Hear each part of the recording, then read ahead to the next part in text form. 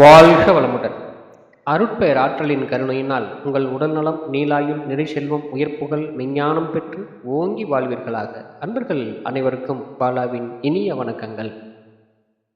நம்ம இன்னைக்கு பார்க்க போகிறது புதன் பகவானை பற்றி. இதனுடைய பெயர்ச்சியை யாரும் பெருசாக எடுத்துக்கிறது இல்லை. ஆனால் இந்த புதன் அப்படின்னு சொல்லக்கூடியவர் கிரகங்களுடைய அதிபதின்னு சொல்லலாம். சந்திரனை போலவே மிக அதிவேகமாக சூரியனுடைய கூடவே சுற்றிட்டு இருக்கக்கூடிய ஒரு கிரகம் இந்த புதன். பகுத்தறிவு கூடிய உணர்வை கொடுக்கக்கூடியவரும், மிக வசீகரமான தோற்றம் வேணும் அப்படின்னு சொன்னாலும் இந்த புதன் நம்மளுக்கு பலமாக இருக்கணும். அதே சமயத்தில் ரொம்ப முக்கியமான கல்வி அப்படின்னு சொல்லக்கூடிய அந்த கல்வி செல்வத்தை அருளுறது இந்த புதன் பகவான் தான். இந்த புதன் பகவானை பற்றி நாம் தெரிஞ்சுக்கிறது ரொம்ப முக்கியம். இதனுடைய வேண்டுதலையும் இதனுடைய வழிபாடும் இதனுடைய மந்திரங்களும் நம்முடைய புத்திசாலித்தனத்தை மிக உயர்த்தும். புதன் ஒருத்தருக்கு நம்மளுக்கு கெட்டிருந்தது அப்படின்னா மனம் ஏதோ ஒரு வகையில் சங்கடத்தில் ஆழ்ந்துடும். பாவகிரகங்கள் சேர்ந்தாலும் சரி, இல்லை புதன் ஏதாவது வகையில் அஸ்தங்கமாக இருந்தாலும் சரி, மனநிலை சரியான முறையில் நம்மளுக்கு இருக்காது. இப்போ மனநிலை பாதிக்கப்பட்டவங்களை பார்க்கலாம், அவங்களுக்கு புதனும் குருவும் பாதிச்சிருக்கும். வேகமான கிரகம் அப்படிங்கிறதுனால சடனாக ஒரு பலனை கொடுத்துட்டு போகிறதுல இவங்க ரொம்ப முக்கியமானவங்க. இந்த புதனை நம்ம எவ்வளோ தூரத்துக்கு வழிபாடு செஞ்சு வச்சுக்கிறோமோ அவ்வளோ தூரத்துக்கு நம்மளுடைய மனோ வலிமை கூடியிருக்குன்னு சொல்லலாம். இதனுடைய மந்திரங்கள், இதனுடைய காயத்ரி எத்தனை முறை சொல்லணும், எப்படி வழிபாடு பண்ணணும், இதனுடைய எண் வடிவ இயந்திரங்கள் எத்தனை, என்ன எப்படி இருக்கும், அதை எப்படி வழிபாடு பண்ணுறது அப்படிங்கிறத பற்றி நம்ம பொது பலனாம் இப்போ பார்க்கலாம். இப்போது இந்த புதனை வழிபாடு பண்ணுறதுக்கு முன்னாடி புதனுடைய காரகத்துவம் என்ன, அவர் எப்படிப்பட்டவர், புராணங்களில் இதை பற்றி என்ன சொல்கிறாங்க, ஏன் சொல்கிறாங்க, இதனுடைய பொது கருத்துக்கள் என்ன அப்படிங்கிறத பற்றி நம்ம முழுசாக நம்மளுக்கு தெரிஞ்சக்கூடிய இதனோட தோற்றம் என்ன, தன்மை என்ன, ஜோதிடத்தில் புதன் எவ்வாறு நம்மளுக்கு இருக்கணும், இந்த வழிபாடு பண்ணக்கூடிய முறை, இது எல்லாமே நம்ம லைனாக நம்ம பார்த்துக்கிட்டு வரலாம். அதுக்கு முன்னாடி புதனை பற்றி ஒரு அறிமுகம். இந்த புதன் அப்படிங்கிறவர் வித்யாகாரகன் அப்படிங்கிற வித்யாகாரகன் அப்படின்னு சொல்லி இவரை சொல்லுவாங்க. இந்த புதன் அப்படிங்கிறவர் சுபரோட சேர்ந்தா சுபராகவும், அசுபரோட சேர்ந்தா அசுபராகவும் தன்னுடைய தன்மையை மாற்றிக்கக்கூடிய தனித்திறமை நம்மளுக்கு உண்டு. அதாவது சந்திரனுக்கும் தாரைக்கும் மகனாக பிறந்தவர் அப்படின்னு சொல்லி புராணங்கள் கூறுது. மனம் அப்படிங்கிறது சந்திரன், மனதினுடைய புத்திரன், அதாவது மனோபாவம்னு சொல்லுவாங்க இல்லையா, மென்டலி, இதை குறிக்கக்கூடியது தான் இந்த புதன். புதன் அப்படிங்கக்கூடிய ஒரு சுபகிரகம் சுபரோடு சேர்ந்திருக்கும் போது மிகப்பெரிய வலிமையாக நம்மளுக்கு படிப்பும் கல்வியும் அறிவும் கொடுக்கக்கூடிய ஒரு ஆள். பேச்சுத்திறன், இந்த வணிகத்திறன், கணிதத்தில் மிகப்பெரிய ஆற்றலாக இருக்கிறவங்களுக்கு புதன் ஜாதகத்தில் வலுவாக இருக்கும்.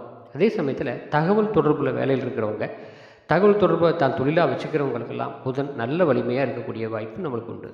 ஜோதிட ஞானமும் புதன் சம்மந்தப்பட்டது தான். புதன் இல்லாமல் ஜோதிட ஞானம் ஒருத்தருக்கு கிடைக்கிறதுக்கு வழி இல்லை.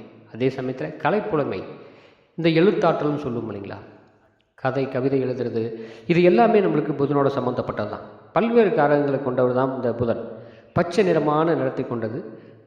வைவஸ்த மனுவின் மகளாகிய இலா என்பவளை மணந்து புரூரவன் அப்படிங்கக்கூடிய மகனை உடையவர் தான் இந்த புதன். ஜோதிடத்தில் இதனோட திசை 17 வருஷம் நடக்கும். இந்த 17 வருஷ காலமும் புதன் ஒரு சரியான இடத்துல நம்மளுக்கு அமைஞ்சிருந்தது அப்படின்னா மிகப்பெரிய புத்திசாலித்தனமான தன்மைகள் இவங்களுக்கு கூடியிருக்கும். இதை பற்றி ஒரு பொதுவான கருத்து என்ன அப்படின்னாக்கா, கிரகங்களுடைய மிக அதிபதினு சொல்லுவாங்க இல்லையா, அதாவது கிரகங்களுக்கு அதிபதி அப்படின்னு சொல்லலாம் இந்த புதனை. நம்மளுடைய அறிவு, பகுத்தறிவு, பகுத்து அறியக்கூடிய தன்மையை யார் கொடுப்பாங்க அப்படின்னா அந்த புதன் தான் கொடுக்கணும். பல பொருள் தரும் சொற்களை பேசக்கூடிய நகைச்சுவை உணர்வு கொண்டவங்க எல்லாமே இந்த புதனுடைய தாக்கத்துக்கு உண்டானவங்க. அது சுபமாக நம்மளுக்கு அவங்க வார்த்தைகள் நம்மளுக்கு அமைஞ்சிருக்கும் ஜாதகத்தில். அந்த ஜாதகத்தில் அமைஞ்ச புதன் தான் வார்த்தைகளை நல்ல விதமான ஒரு கவிதை தரக்கூடிய சொற்கள், கவிதை தரக்கூடிய எழுத்துக்களை படிக்கிறது இந்த புதன் தான். ஒரே வீட்டில் ஆட்சி வச்ச மூலத்திரிகோணம் அப்படிங்கக்கூடிய இடத்துல பெறக்கூடிய ஒரே ஒரு கிரகம் நவகிரகங்கள் அப்படின்னா அவர் புதன் மட்டும்தான். இந்த புதன் நம்மளுக்கு எந்த வயசில் நம்மளுக்கு வந்தால் நல்லாயிருக்கும் அப்படின்னா, ஒரு 30-32 வயசில் வந்துருச்சுன்னா முழு பக்குவம் அடைஞ்ச புதனாக நம்மளுக்கு மாறி வேலை செய்யும். புதனுக்கும் சந்திரனுக்கும் பகை உண்டு அப்படின்னு சொல்லி ஒரு சில புராணங்கள் நம்மளுக்கு கூறியிருக்குது. சந்திரனுடைய பார்வை அப்படிங்கிறது வெகுளியானது. புதனுடைய பார்வை அப்படிங்கிறது சீர்தூக்கி பார்த்து நல்லது எது கெட்டது எதுன்னு ஆராய்ஞ்சு தெரிஞ்சுக்கக்கூடிய தன்மை புதன் பகவானுக்கு நம்மளுக்கு உண்டு.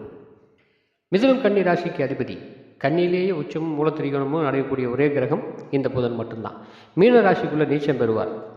ஆயிலையும் கேட்ட ரேவதி நட்சத்திரங்களுக்கு உரிய இந்த புதன் தன்னுடைய சொந்த நட்சத்திரங்கள் நீசமாகிறது இந்த ஒரு கிரகமாக தான் இருக்கும். தனித்தன்மை உண்டுன்னு சொல்லலாம் இந்த புதனுக்கு. சரி, மேலும் சில தகவல்கள். இந்த புதன் தாரைக்கும் சந்திரனுக்கும் பிறந்தவன் அப்படின்னு சொல்லுவாங்க. புதனை வளர்த்தவர்கள் சந்திரனுடைய மனைவி ரோகிணி அப்படின்னு சொல்லி இந்த மத்தியஸ்ய புராணம் அப்படின்னு சொல்லி ஒரு புராணத்தில் எழுதப்பட்டிருக்கு. புதன் பூமியிலிருந்து தோன்றியவன் அப்படின்னும் சூரிய சித்தாந்தம் அப்படிங்கக்கூடிய நூலில் தெளிவாக நம்மளுக்கு சொல்லப்பட்டிருக்காங்க. இந்த புதனுடைய மிக வலிமை எப்படி இருக்கும் அப்படிங்கிறத. அதே போல் மகாபாரதத்தில் வைவஸ்த மனுவினுடைய மகன் சுச்சிமனன் என்பவன் ஒரு ஏரியில் மூழ்கி குளிச்சுக்கிட்டு இருந்தபோது பெண்ணாக மாறிட்டதாக சொல்லுவாங்க. இலா என்னும் பேருடன் விளங்கிய அவளை புதன் வந்து மணந்தார் அப்படின்னு சொல்லுவாங்க. அவருடைய மகன் புரூரவன் அப்படின்னு சொல்லி பின்னாடி பிரம்மனை வேண்டி தவமேற்றி கிரகங்களில் ஒருவனாக புதன் வந்து அமர்த்தப்பட்டார் அப்படிங்கிறது பூர்வ புண்ணிய வரலாறு. இந்த பிரம்ம வைத்தர்வ புராணம் அப்படிங்கிறது குபேரன் மகள் சித்ரா என்பவளை மணிந்து சைத்திரன் என்ற மகனை பெற்றதாகவும் ஒரு சில புராணங்களில் கூறுகிறாங்க. சரி, புராணங்களில் இது எதுக்கு இப்படி கூறப்பட்டிருக்காங்க அப்படின்னு சொன்னால், இதில் நம்ம சொல்லியிருக்கோம் இல்லையா, இலா என்னும் பெயருடன் அப்படின்னா, இலா அப்படின்னா இளமையான சின்ன வயசுடைய அப்படின்னு சொல்லுவாங்க. அப்போது காதலிக்கிறவங்களுக்கு காதல் ஒருத்தருக்கு கைகூடி வரணும் அப்படின்னாவும் இவங்க காதலிக்க ஆரம்பிச்சிருக்காங்க அப்படின்னு சொன்னாலும் இந்த புதன் கிரகம் ஒன்று திசை நடத்தணும். அந்த கேது கூட சேர்ந்து அந்த தசாபத்தியில் நடத்தக்கூடிய காலங்களில் கட்டாயம் ஒருத்தர் வந்து ஒரு பெண்ணை பார்த்து வசப்படக்கூடிய வாய்ப்பு நம்மளுக்கு உண்டு. ஆண் பெண் இருபாலாக இருக்கும். இந்த புதன் ஒரு புராணத்தில் இந்த புதனை பற்றி மிக தெளிவாக மிக அழகாக சொல்லியிருப்பாங்க. காசியப்பன் அப்படிங்கக்கூடிய ஒரு அரசனுக்கும் அதிதி, திதி, துணுவு என்ற 3 மனைவிகள் இந்த அரசனுக்கு. தனுவுக்கு மகனாக பிறந்த மகனாகிய ராஜா என்பவனுடைய வருணனின் மகளான வாருணி என்பவளை நேசித்தான். ராஜா அன்போடைய வெளிப்பாடாக தன்னுடைய சக்தி அனைத்தையும் வாருணியிடம் அளித்ததாக சொல்லப்படுது. இதனை பெற்ற வாருணி நீரில் கரைந்து மறைஞ்சிட்டாங்க. ராஜாவும் அவளை அங்கே எங்கும் தேடியும் அப்போது மகப்பேறு வேண்டி சந்திரன் அந்த நீரை கடைந்து தேடியிருக்காங்க.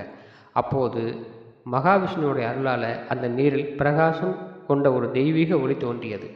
அதனை கையில் எடுத்து தாரை என்ற பிரகஸ்பதியின் மனைவி சந்திரனிடம் அவர் மனைவி ரோகிணியிடம் வழங்கினால் அந்த ஒளியிலிருந்து தோன்றியவரே புதன் அப்படின்னு சொல்லப்படுது. இதில் ஒரு புராணங்களில் நம்மளுக்கு புரிகிற மாதிரி நம்ம சொல்லப்பட்டிருக்காலும் இதனோட உட்கருத்து என்ன, இதனோட என்ன சொல்லப்பட்டிருக்காங்க அப்படின்னு சொன்னால், மிகப்பெரிய புத்திசாலித்தனம், அந்த பிரகாசமான ஒளி, எதையும் சட்டுன்னு புரிஞ்சு அதுக்கு தகுந்த மாதிரி தன் வாழ்க்கையை நடத்துகிறக்கும் ஒரு பொருளாதாரத்தை ஈட்டிக்கிறதுக்கும் இந்த புதன் புத்திசாலித்தனம் ரொம்ப முக்கியம் அப்படின்னு சொல்லுவாங்க. அதை தான் நம்மளுக்கு வந்து இந்த கதை மூலியமாக நம்மளுக்கு உணர்த்துறாங்க.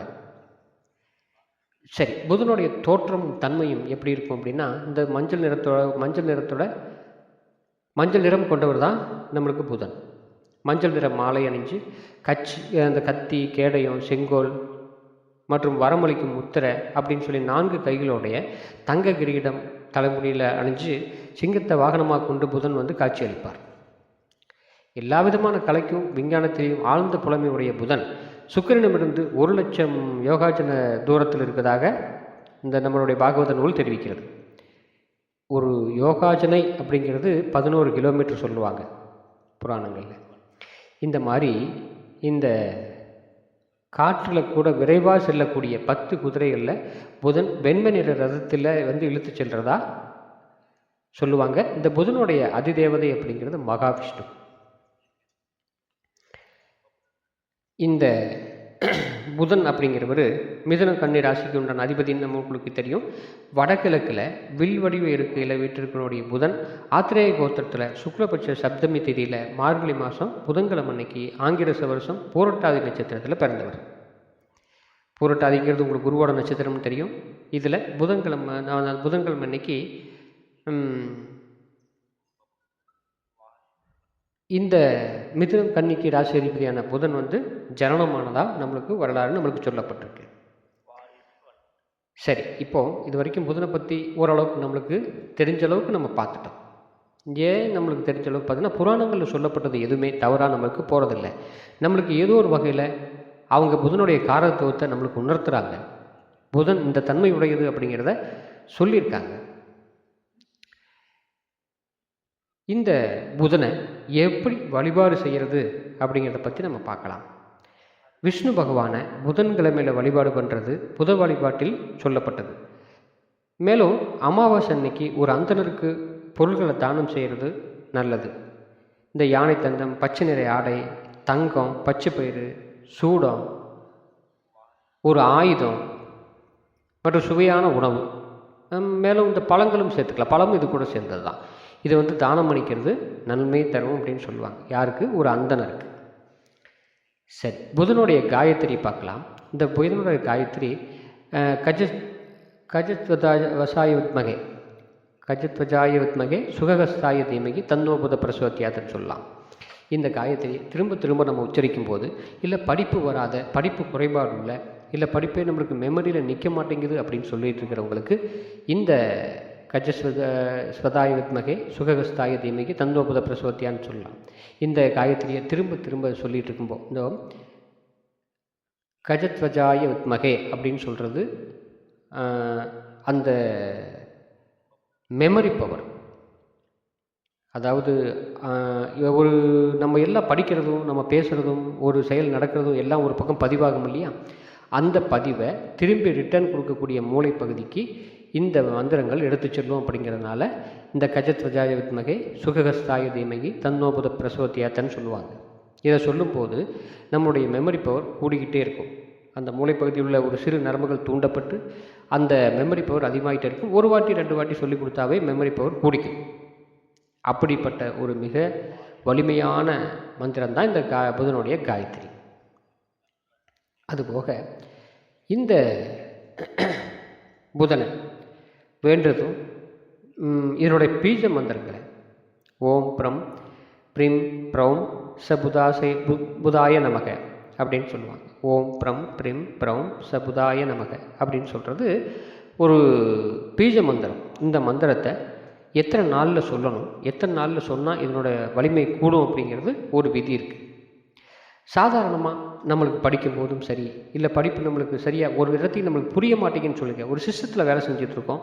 ஒரு கரெக்டான ஒரு குறிப்பிட்ட நேரத்தில் ஒரு குறிப்பிட்ட இடம் மட்டும் நம்மளுக்கு ஒரு புரியவே மாட்டேங்குது அப்படின்னு சொல்கிறவங்க இந்த ஓம் புக் புதாய நமக, ஓம் புக் புதாய நமக அப்படின்னு சொல்லுவாங்க.